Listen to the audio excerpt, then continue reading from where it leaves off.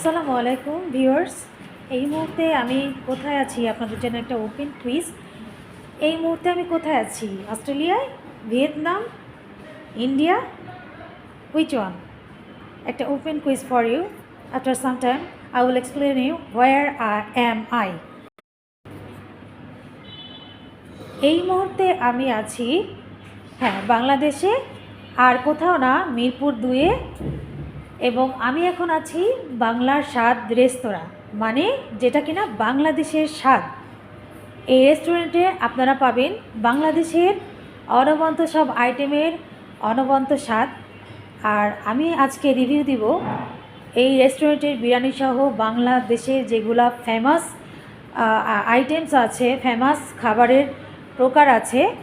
আপনারা ইতিমধ্যেই এটার ভিডিও দেখেছেন, আর আমি এখন এক্সপ্লেনেশন দিব এটার কোন আইটেমটা বেস্ট।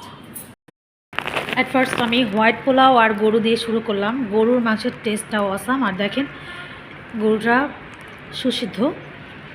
এখানে দেখেন একটা আমরা যে করলা দিয়ে আলুর যে আইটেমটা খাই, এটা একদম কুরকুরে করে তেলে ভাজা, আর যে বেগুনের মুচমুচে ভাজা, এটার কম্বিনেশনটা কি অসাম।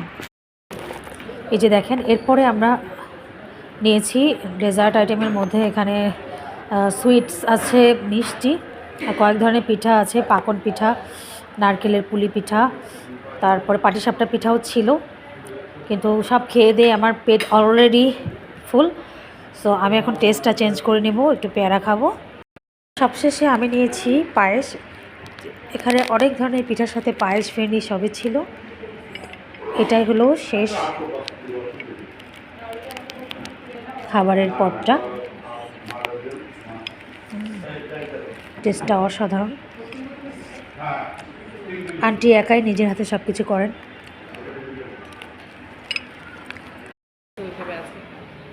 তো আমরা তো শুরু করেছি অনেক স্বপ্ন নিয়ে, আমরা কতদূর যেতে পারি ইনশাআল্লাহ চেষ্টা চালাচ্ছি। আমাদের হাইজিন মেনটেন করছি একদম, মানে অনেক হাইজেনিক। আমি যেটা দেখলাম, জি ভাই, কেউ চাইলে ভিতরে গিয়েও আমাদের রেস্টুরেন্ট দেখতে পারবো যে কীভাবে রান্না হচ্ছে, কীভাবে সব কিছু মেনটেন হচ্ছে।